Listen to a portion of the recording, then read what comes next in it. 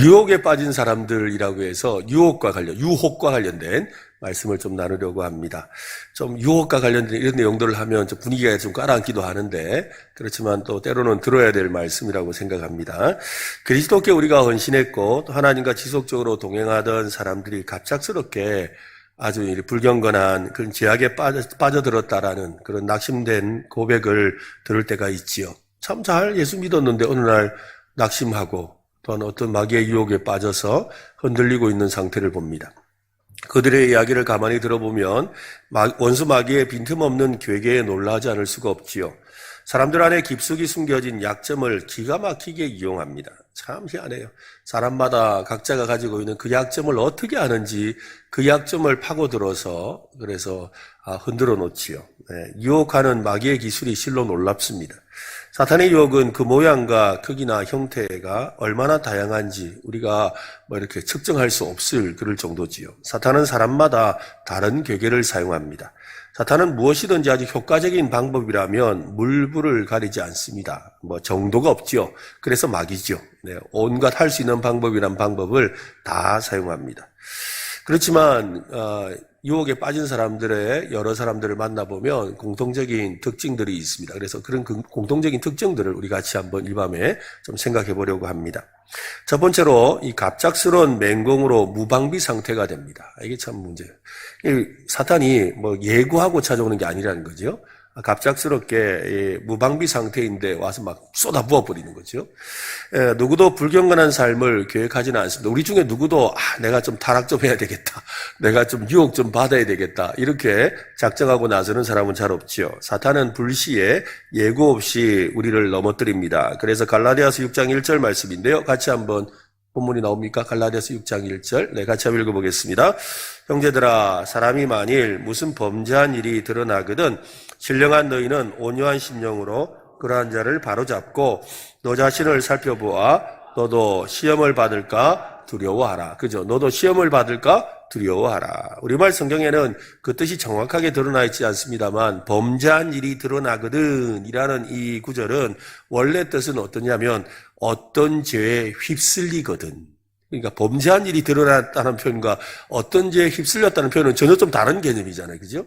우리가 어떤 죄에, 어떤 유혹에 휩쓸리거든 이라고 되어 있어요. 이 휩쓸린다라는 이 해당하는 헬라어가 이 프롤람바노라는 단어인데요. 이 헬라어는 이렇게 적게 프롤람바노라는 단어를 사용하고 있습니다.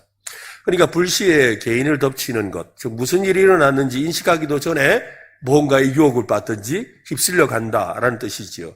그것이 유혹이라고 또 죄라고 생각하기도 전에 감당할 수 없을 정도로 압도되었다라는 말입니다. 자신에게 달려드는 것이 무엇인지 알고 싸울 준비도 하기 전에 유혹에 빠져들 수 있다는 것이지요. 그래서 원수 마귀는 우는 사자와 같이 삼킬 자를 두루 찾아다닌다고 했습니다. 무방비 상태로 있는 먹잇감을 사로잡은 다음에 스스로 완전히 덫에 걸렸다고 느끼게끔 모든 짓을 한다는 거예요. 그래서 우리는 항상 깨어 있어야 합니다. 해볼까요? 깨어 있읍시다. 깨어 있어야 한다는 거예요. 두 번째로는 종종 커다란 영적인 승리 후에 뒤따라오는 경우가 있습니다.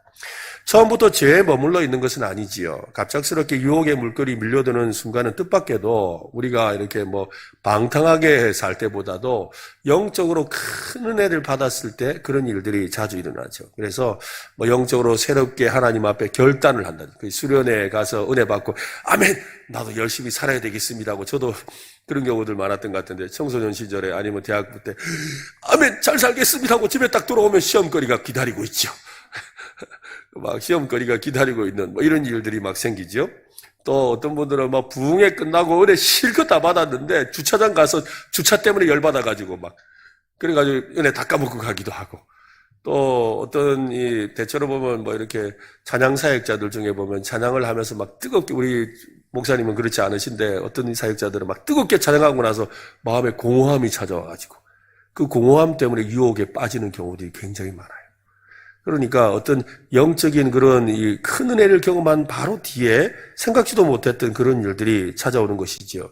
가만히 생각해보면 우리가 그 말에 동감이 되지요. 마귀는 하나님이 사람에게 주신 은혜로 인해 하나님께 더 가까이 나아가거나 또 은혜 아래 머물지 못하도록 우리를 방해합니다. 많은 그리스도인은 하나님과 그 최상의 경험을 누린 후에 무엇이든지 막아낼 수 있다고 느끼죠. 야, 이 정도면 나는 이제 무장되었어. 이 정도 은혜 받았으면 내가 할 수 있지라는 그때가 가장 공격받기 쉬운 때라는 거예요. 스스로 자만하는 때죠. 자만심은 마귀가 가장 좋아하는 먹잇감입니다. 스스로 자만하면 안 돼. 나 이 정도면 이거 내 성경 좀 읽었잖아. 이 정도면 내가 기도 좀 했잖아. 이 정도면 내가 이번에 이렇게 열심히 믿음 생활 하잖아. 라고 하는 이 자만심이 위험하다는 거지요. 우리는 결코 죄에 빠지지 않을 거라고 방심합니다. 그 방심할 때 마귀가 시험하는 것이지요. 축복의 시간 후에 시험의 때가 온다는 사실을 지혜롭게 우리는 잘 살펴야 합니다. 세 번째로는 이 정신적인 폭격에 넘어가는 경우입니다. 정신적인 폭격을 다른 말로 강박적 생각이라 하죠. 생각이 이렇게 밀려오는 거예요.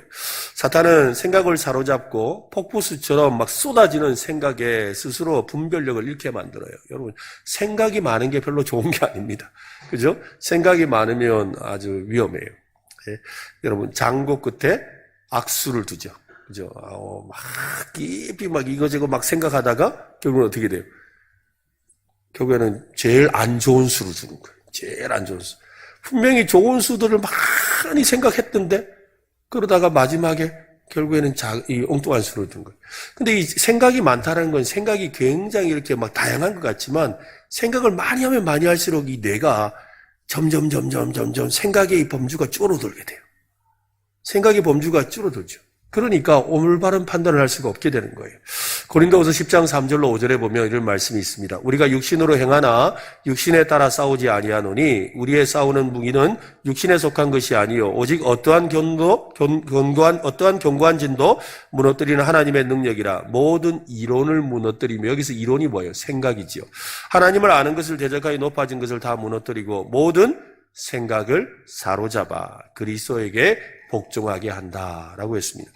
마귀는 생각을 집중적으로 공격해서 유혹에 빠뜨려요. 여러분, 유혹은 아주 이렇게 손톱만큼 이렇게 찾아오는데 그것을 부풀리는 건 결국 우리의 생각이에요.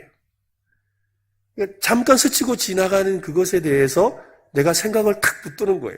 여러분, 그 유명한 마틴 루터가 한 말이 있잖아요. 새가 내 머리 위로 지나가는 것은 어쩔 수 없다는 거예요. 근데 새가 내 머리 위에 둥지를 트는 것은 막아야 되는 거잖아요. 그렇죠? 둥지는 새가 트는 거 아니에요. 내가 트는 거지. 그러니까 새가 지나가는데 그 지나가는 거 봤다 하고 생각하고 그때부터 어떻게 해요? 내 머리 위에 둥지를 트는 거예요. 그러니까 유혹은 조그마한 건데 그것을 생각에 의해서 커져가는 거죠. 견고한 지는 하나님을 아는 지식을 대적해서 우리 생각 속에 높아져 있는 것을 말합니다. 정신적인 강박감을 주는 견고한 진으로부터 자유로워지려면 이전에 높아졌던 모든 생각을 언제나 그리스도의 권위에 복종시켜야 되죠. 그래서 모든 생각을 사로잡아 그리스도께 복종하게 해야 된다라고 해서 해볼까요? 생각을 사로잡아 그리스도께 복종케 하라. 그죠? 네, 우리 생각을 그리스도께 복종시켜야 돼요. 믿음도 순종도 모두 생각이 단순해야 가능합니다. 여러분, 생각이 많은 사람은 믿음이 없어요. 생각이 많으면 믿음이 없어요. 여러분, 생각이 많으면 불순종이에요. 순종하는 사람은 그러니까 생각을 없애라는 말이 아니라 쓸데없는 생각을 안 한다는 말이죠. 왜 우리가 순종이 잘 안 되죠? 여러 가지 생각이 많은 거예요. 여러 가지 생각. 왜 믿지 못하죠? 다 생각이 많아서 그런 거예요. 그러니까 결국 믿음도 순종도 생각이 단순해야 된다는 거죠. 이것은 쉬운 일이 아닙니다. 하지만 모든 생각을 사로잡는다는 것은 그리스도 중심적으로 생각을 바꾼다라는 거예요. 그리스도 중심적. 그러니까 우리가 생각을 단순하게 하기 위해서 그리스도께 사로잡혀 있는 생각을 한다는 것은 어떤 말이냐면 이렇게 말하는 거예요. 한번 해볼까요? 예수님이라면 어떻게 하실까? 네, 이거 바로 이거예요. 해볼까요? 다시 한 번 더. 예수님이라면 어떻게 하실까? 네. 나라면이 아니라 이거 나라면. 저 사람이라면? 이게 아니라는 거예요. 그런 상황이라면이 아니라 예수님이라면 어떻게 하실까? 예수님이라면 어떻게 하실까? 그것을 스스로 묻고 예수님의 생각을 찾아보고 예수님처럼 생각하고 행동하려고 노력해야 되는 거지요. 그렇지 않으면 마귀의 그 생각에 폭격을 받게 돼요. 그러면 생각이 혼미해지고 바른 분별력을 상실하게 되어서 결국 유혹에 빠지게 된다는 거지요. 네 번째로는 초기에 이미 경고 신호가 있었습니다. 이게 참 중요해요. 마귀의 유혹은 당연한 이야기지만 알면서도 당한다는 거예요. 성령님께서 계속해서 우리에게 유혹을 받고 있다는 사인을 주세요. 야, 너 지금 유혹받고 있어? 유혹받고 있어라고 말씀은 안 하지만 어떤 사인을 자꾸 주시는 거죠. 마치 이 자동차를 제가 운전해 갈 때 이게 속도를 좀 이렇게 높이면 그러잖아요. 저 앞에 카메라가 있으면 어떻게 해요? 뭐 띠띠띠띠띠 하든지 아니면 뭐 60km 하든지 뭐 말을 하잖아요. 그런데 제가 집중하고 있을 때는 그 소리가 들리는데 뭐 옆에 있는 사람과 이야기를 한다든지 아니면 뭐 이렇게 딴 생각을 하고 있으면 어떻게 해요? 그 소리가 들려도 그냥 가잖아요. 경고 신호를 무시하고 가는 거예요. 그러다 보면 결국에는 하는 순간 이미 카메라는 지나갔고 뭐 이래야 되는 거죠.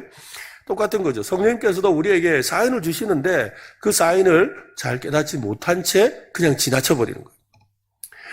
유혹에 빠졌다가 돌아온 사람들에게 물어보면 대부분 그 경고 신호를 무시했다고 그래요. 그때는 그게 신호인지 잘 몰랐다는 거죠.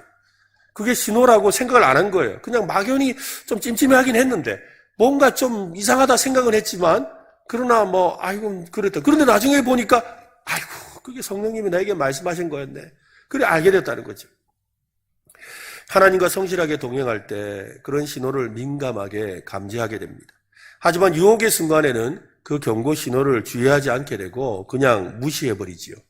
어떤 한 자매는 자신의 도움이 필요한 누군가를 거절하는 것은 잘못된 욕심인 것 같다고 생각을 했어요. 그래서 그 자리에 가서 그를 만나는 것은 위험하다고 생각했지만 이거 성경 말씀이 아닌 것 같은데 또 마음에 이렇게 좀 좋지 않은데 그런데도 그래도 내가 가서 좀 도와줘야 될 사람인데 라고 해서 아무도 도와줄 사람이 없는데 내가 가야지. 근데 거기 가면 분명히 내가 죄를 짓고 유혹에 빠진다는 거 알아요. 알면서도 내가 저 사람 안 도와주면 안 될 것 같은, 왠지 저 사람하고 도와주지 않으면 내가 나중에 어려움 생길 것 같은 그런 마음에 그냥 끌려간 거예요.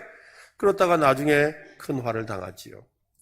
분명히 성령님께서 계속해서 마음에 아니면 여러 가지 환경에 신호를 보내고 계셨는데 그것을 무시하니까 사탄에게 조정을 당하고 말게 되죠. 어떤 상황에 말려들면 안 된다는 이 본능적인 느낌이 올 때가 있습니다. 지금 와서 생각해 보면 저도 언제나 성령님께서 이 경고의 신호를 보내고 계시는데 제가 그걸 잘 깨닫지 못할 때가 참 많았던 것 같아요. 나중에 아이고 그게 그런 뜻이었구나.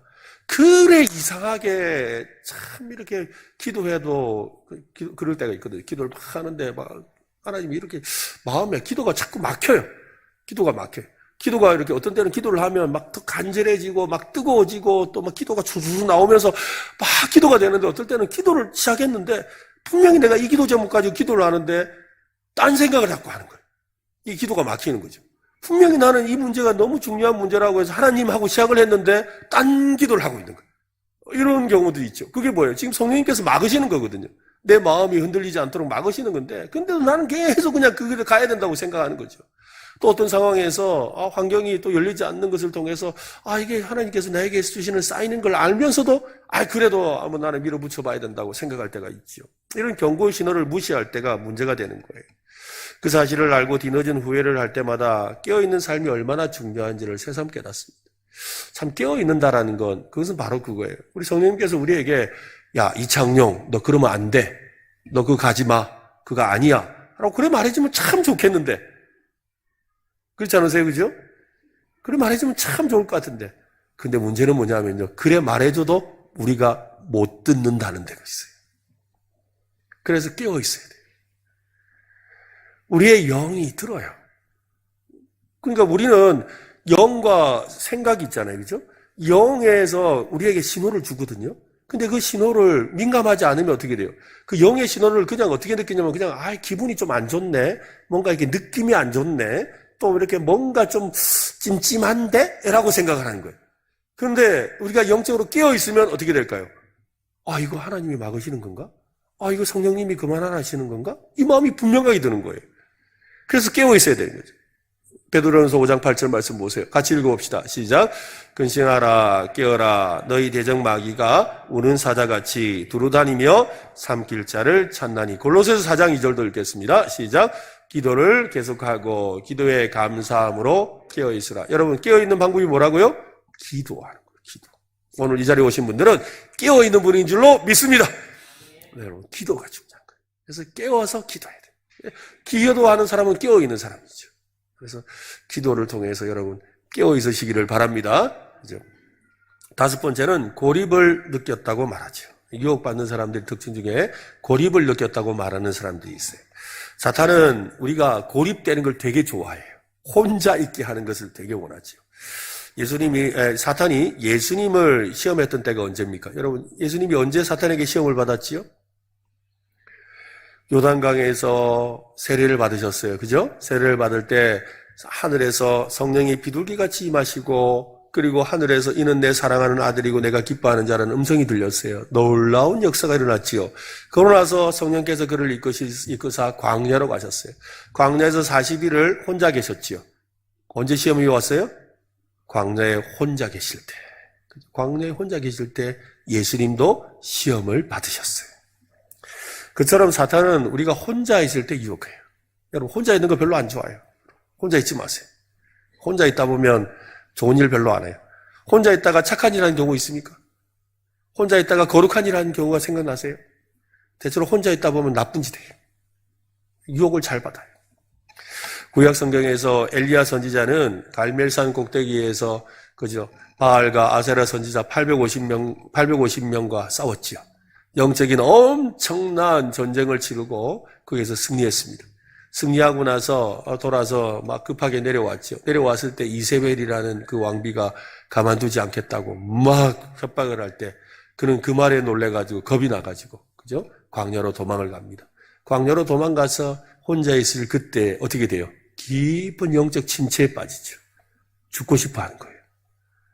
그 놀라운 하나님의 능력을 경험했던 그 사람이 그 여자 한 사람이 자기를 잡아 죽이는 것도 아니고 잡아 죽이겠다는 소문을 들었을 뿐인데 그냥 무너진 거예요.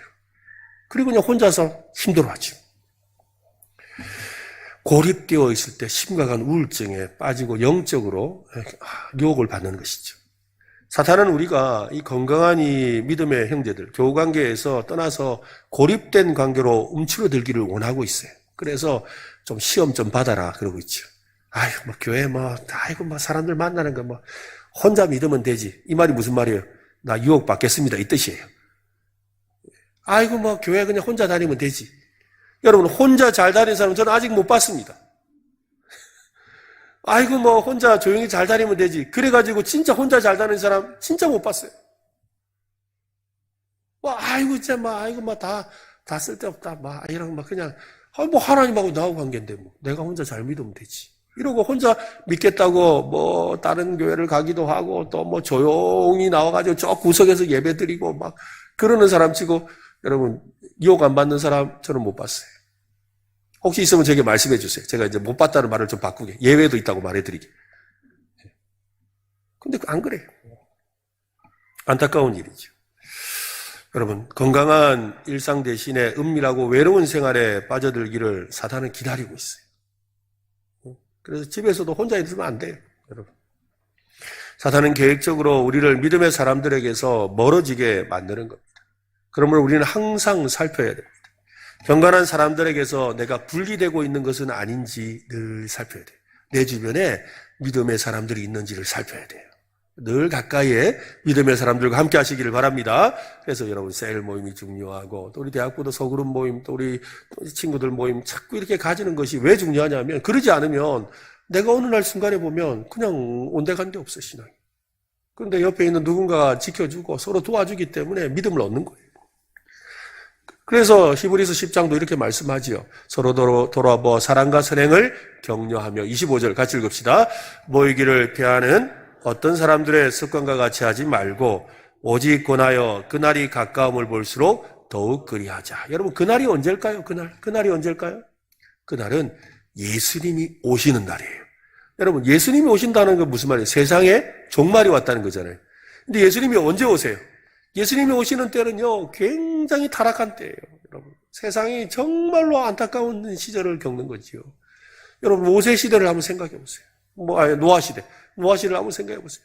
노아 시대에 사람들이 먹고 놀고 하나님 앞에 온갖 죄악이 가능하던 때였죠. 바로 그때 주님이 오시는 거예요. 그때 믿는 사람들이 자신의 믿음을 지키기 어려운 시대예요.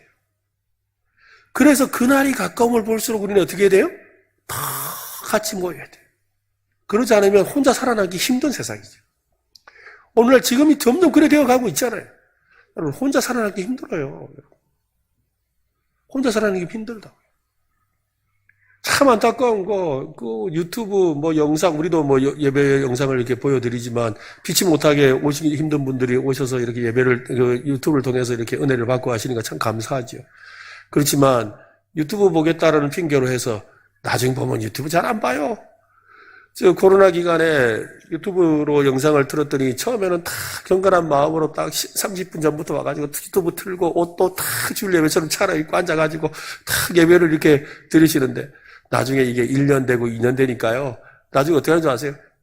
유튜브 틀어놓고 설거지도 하고 뭐 다른 것도 하고 그러면서 예배 드렸다는 거예요. 나중에 제가 부산에 있을 때 제가 코로나 기간이었으니까 한 번은 그때가 아마 제 기억에 부활절이었던 것 같아요.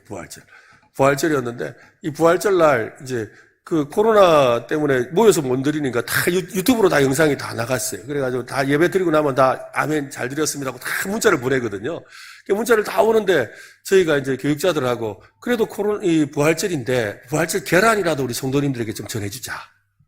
그래가지고 우리 교육자들이 전부 다 나서가지고 막 계란을 이렇게 다 한 뭉텅이씩 가지고 그걸 이제 성도들 각 집에 가가지고 다 전달을 했어요. 각 집에 가서 다 전달을 했거든요. 하는데 진짜 뭐 한 4시간, 5시간 걸렸어요. 뭐 왜냐면 곳곳에 다 흩어져 있으니까 막 일일이 다 갖다 드려야 되니까 저도 막 나서서 갖다 드렸는데 근데 참 재밌는 건 나눠드리면서 거의 반수는요 집에 안 계시더라고요. 집에 안 계시더라고요.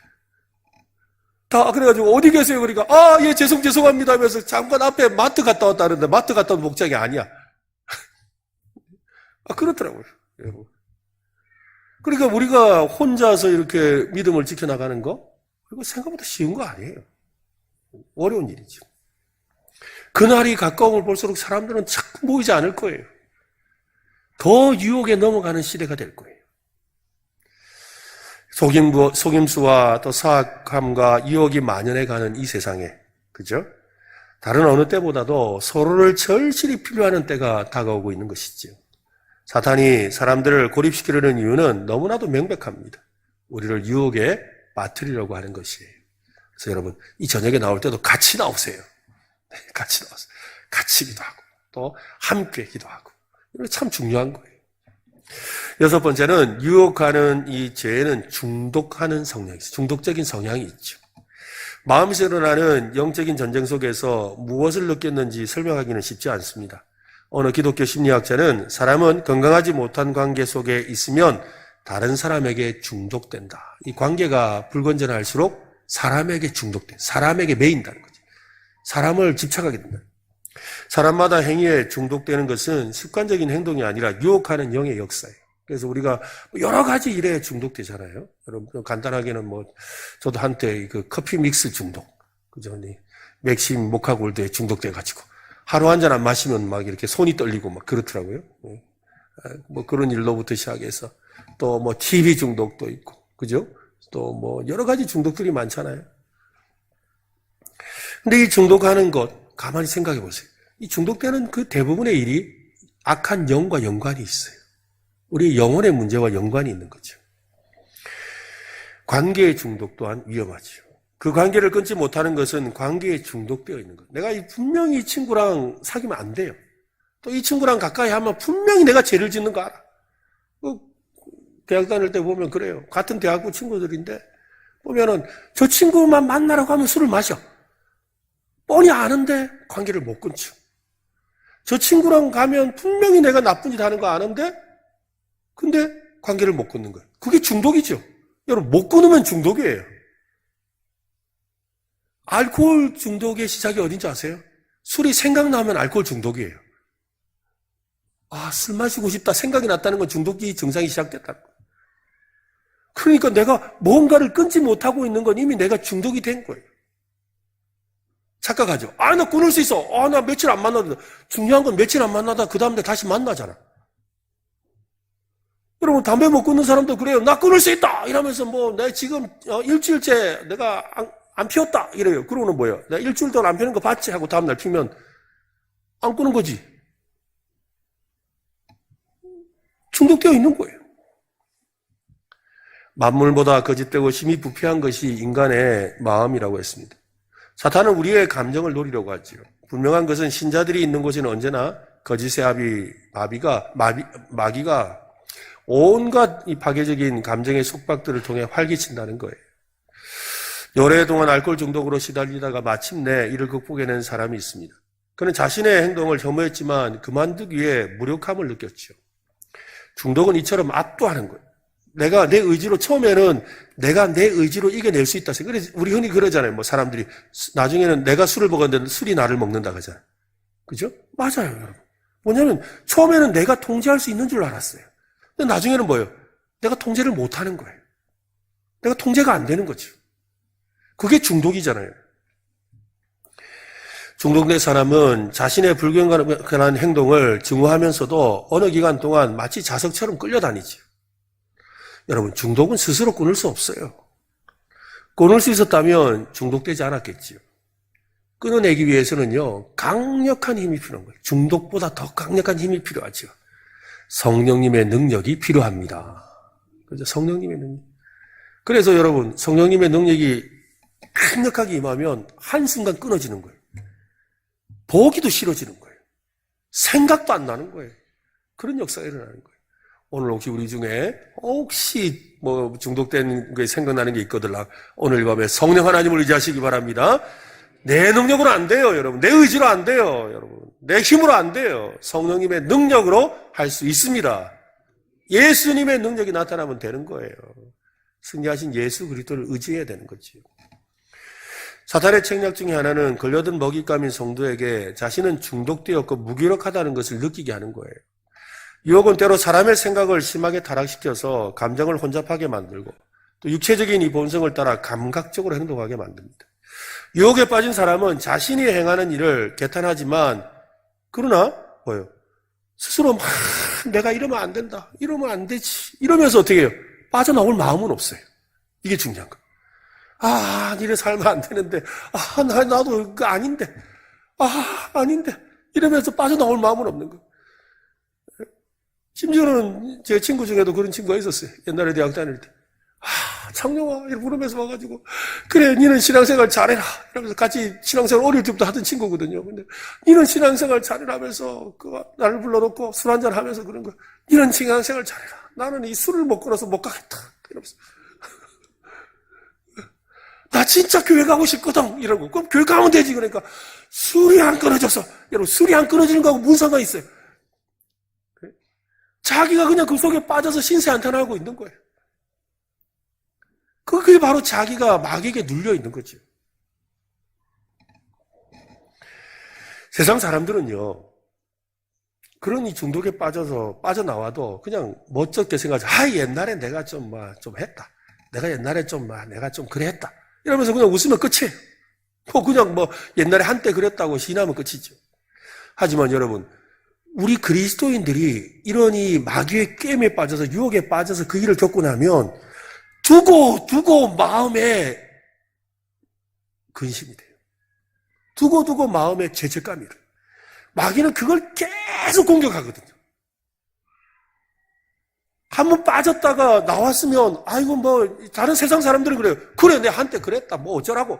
그치요. 마귀는 공격 안 해요. 왜냐면 지그 편이니까. 자기 편이니까 그냥 그래. 별 생각 안 해. 그런데 마귀에게서 빠져나왔잖아요. 빠져나온 우리에게는 뭐예요? 야, 니 그때 그거 이러면서 계속 생각나게 만들어. 부끄럽게 만들지. 그러면서 계속 끔찍하게 생각하게 돼요. 그게 생각에 또 사로잡히게 만드는 거예요. 막 부끄러움을 느끼게 만들죠. 여러분, 그래서 이 마귀의 유혹에 빠지면 안 되는 거예요. 7번째로 영적인 마비와 같은 시간을 경험할 때가 있습니다. 유혹이 찾아오는 시점은 다양하지만 하나님을 향해 순전한 그 마음을 가진 사람들은 계속 습관적으로 죄를 짓지는 못합니다. 그래서 우리 그리스도인들은 이렇게 죄를 지으면서도 우리 안에 이미 성령님이 계시거든요. 성령님이 우리 안에 자꾸 마음의 양심을 움직이죠. 이 마음의 양심을 움직이시기 때문에 어떻게 해요? 이게 어정쩡하게 살아요. 이게 진짜 고달픈 거예요. 그게 참이 고달픈 인생이에요. 왜냐하면 이렇게 예수를 아는 사람들, 예수를 믿은 사람들은 그 마음에 성령이 계셔가지고 친구 따라가서 나쁜 짓 하는데도 찜찜해. 그래서 늘 마음이 불편해요. 우리 안에 계시는 성령님 때문에 그런 거거든요. 그래서 오래 가지를 못해요. 중간에 멈추게 되어 있어요. 멈추지만 또 어떻게 돼요? 또 가는 거야. 유혹에 빠져 또 가는 거예요. 그러니까 늘 마음이 지옥 같은 거죠, 그냥. 너무 힘든 거예요. 막 세상 친구들처럼 막 그냥 싸지르면 되겠는데 그러지도 못해요. 그렇게 막 싸지르면서 하자니 양심이 이렇게 선한 양심이 막는 거죠. 그렇다고 또 안 하자니 또 이렇게 마음이 걸려요. 이 사이에서 갈등하며 사는 거예요. 이게 고달픈 거예요, 여러분. 청년들 잘 기억하세요, 여러분. 이게 참 고달픈 거예요. 그런 힘든 삶 살지 마세요. 참 어려운 삶이에요. 나중에 두고두고 후회해요. 사탄은 하나님을 향한 이 갈망을 가진 사람을 이길 수는 없어요. 그래서 멈추게 하지만 그러나 내가 자꾸만 그게 내어주는 거예요. 그리고 이 사탄도 이 진리를 알죠. 그래서 내가 성령 안에서 성령님을 의지하고 단호하게 끊으면 마귀는 다가오지 못해요. 이게 참 중요한 거예요. 요한일서 3장 9절을 한번 보세요. 같이 읽어봅시다. 시작. 하나님께로부터 난 자마다 죄를 짓지 아니하나니 이는 하나님의 속에 거함이요 그도 범죄하지 못하는 것은 하나님께로 났습니다. 그죠? 우리 안에 씨가 있다는 거예요. 그 씨가 뭐예요? 성령의 뿌리예요. 성령님이 계시다는 거예요. 요한일서 5장 8절도 하나님께로부터 난 자는 다 범죄하지 않는 줄을 우리가 아노라. 하나님께로부터 나신 자가 그를 지키시며 악한 자가 그를 만지지도 못하느니라. 악한 자가 만지지 못하는데 왜 내 삶에 시험이 와요? 아니요, 내가 내어준 거예요, 여러분. 유혹에 내가 나를 내어준 거예요. 그게 문제라는 거지요. 이 말씀은 하나님을 믿는 신자는 유혹을 받지 않는다는 말씀처럼 들립니다. 아닙니다. 사탄은 믿는 자를 향해 상해할 목적으로 계속 붙잡고 늘어질 수 없다라는 말이에요. 사탄은 일정한 시간 믿는 자를 괴롭히고 심지어 조종할 수 있을지는 모르지만 영원히 그렇게 할 수는 없어요. 그러니까 우리 삶이 고달픈 거예요. 그래서 고달프다고요. 하나님에게서 난 사람은 누구든지 죄를 범하지 않습니다. 오직 하나님께로부터 나신 분께서 그를 주의 있게 살펴주시고 보호하시기 때문에 그러니까 우리가 주님의 날개 아래 머물러야 되는 거예요. 주님의 날개 아래 머물러야 되는 거예요. 안타깝게도 유혹에 빠지게 되면 영적인 마비를 경험합니다. 얼마간 실제 상황으로 느껴지지 않고 경건한 슬픔을 느끼지도 못하죠. 사탄은 유혹에 빠진 신자들이 실제 상황을 제대로 느끼지 못할 만큼 감정을 아주 무디게 만들어요. 그들은 성령님의 경고를 무시하게 만들고 성령님을 근심하게 하고 성령을 억눌러 버렸죠. 그래서 정상적으로 느껴야 될 그 영적인 그런 이 마음의 생각을 일시적으로 마비되고 차단돼 버리는 거예요. 사탄이 얼마간은 회개하는데도 해야 하는데도 이런저런 이유로 머뭇거리며 회피하게 할 수 있어요. 그러나 그것을 영원히 계속할 수는 없어요. 왜? 우리 안에는 누가 계시기 때문에? 성령님이 계시기 때문에. 그래서 여러분 성령을 소멸하지 말라 그랬어요. 그죠? 성령을 근심케 하지 말라 그랬어요. 하나님을 진정으로 사랑하는 사람은 결국 올바른 영적인 감정으로 돌아오기 마련입니다. 성령님이 도와주시는 거죠.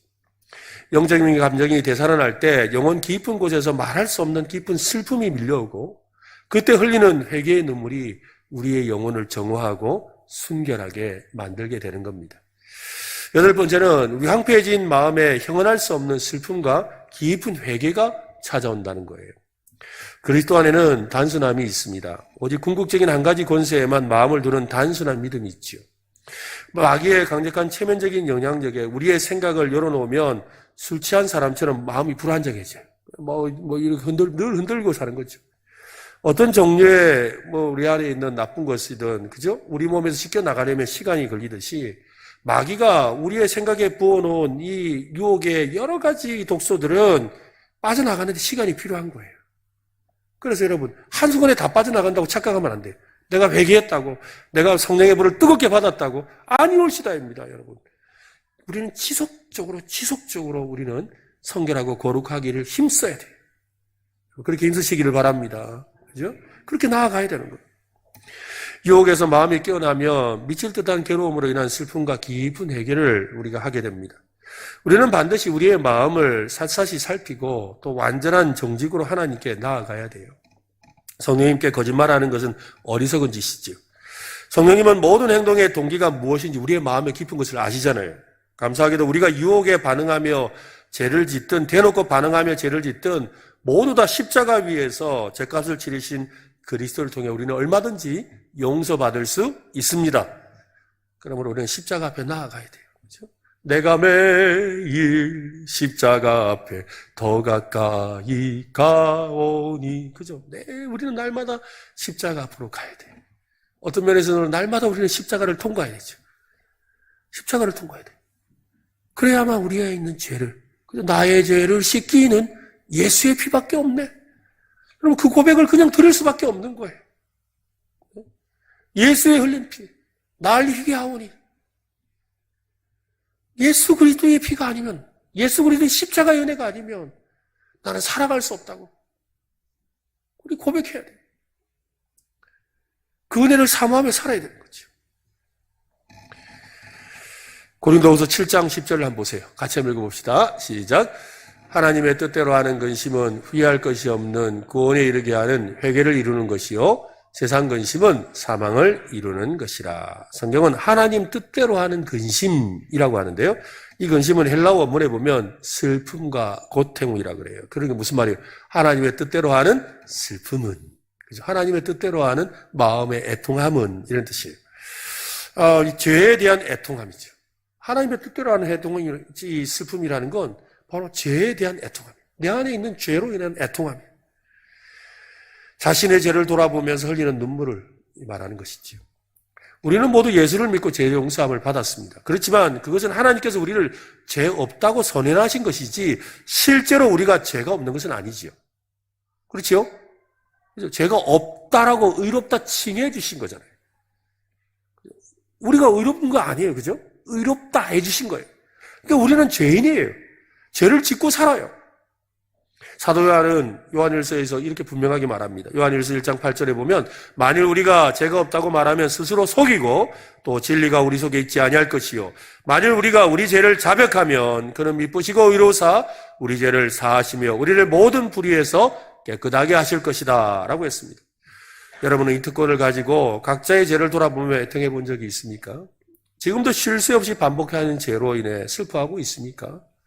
사실 우리가 뭐 그리 대단한 죄를 지은 것은 아닙니다. 그렇지만 순간순간, 아니 결정적인 순간에 하나님을 향한 불순종과 불신의 마음이 자리하는 것을 보고 우리는 답답함을 느끼지요. 지금 우리의 마음에 이러한 답답함과 괴로움이 있다면 제대로 된 신앙생활을 하는 거예요. 왜냐하면 비록 유혹을 받고 있지만 뭐예요? 나 스스로가 답답함을 느낀다라는 건 그래도 하나님을 생각하는 마음이 있는 거죠. 근데 답답함이 아니라 왠지 이렇게 자꾸 이렇게 마음이 끌린다면 문제가 있죠. 하나님의 뜻대로 하는 슬픔을 가져야 돼요. 우리 자신의 연약함을 하나님 앞에 내어놓는 슬픔이 필요하죠. 그 슬픔이 뭡니까? 바로 회개죠. 진정한 회개만이 하나님의 아름다움을 볼 수 있습니다. 진정한 회개는 또한 은혜를 우리에게 더합니다.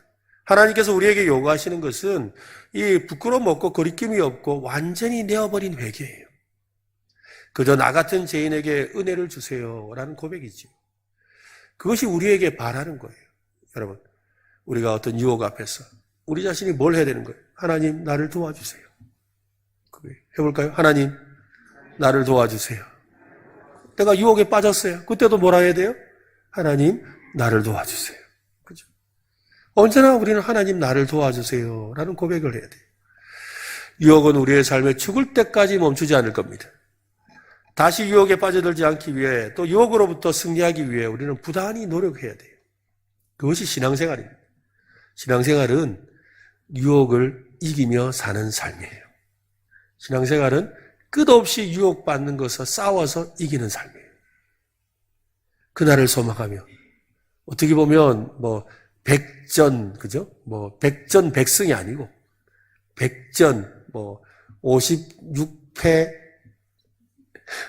그죠? 23무 11회, 11승, 이런 거죠. 우리가 늘 이기는 건 아니에요. 그죠? 늘 이기는 거 아니거든요. 끊임없이 싸우며 사는 거예요. 오늘은 지기도 하고, 오늘은 비기기도 하고, 내일은 또 지기도 하고, 어쩌다 이기기도 하고. 그렇지만 언제나 우리의 진실한 고백은 하나님, 나를 도와주소서. 나의 모든 유혹에서 나를 도와주소서. 이 고백이 되어야 되는 거죠. 유혹을 이겨낸 그리스도인들에게서 발견되는 특징이 있답니다. 첫 번째는 믿음 안에서 기뻐하죠. 그리고 두 번째는 악을 멀리합니다. 세 번째는 쉬지 않고 기도하고요. 네 번째는 고마운 마음으로 감사의 마음이 있어요. 다섯 번째는 성령을 소멸하지 않습니다. 여섯 번째는 서로 기도해요. 함께 기도하는 거죠. 여러분, 이 6가지 우리에게 나타나면 참 좋겠습니다. 그래서 여러분, 우리의 삶 속에 유혹에 빠지지 않는, 또 유혹에서 이기는 승리하는 성도들 되시기를 예수님의 이름으로 축원합니다.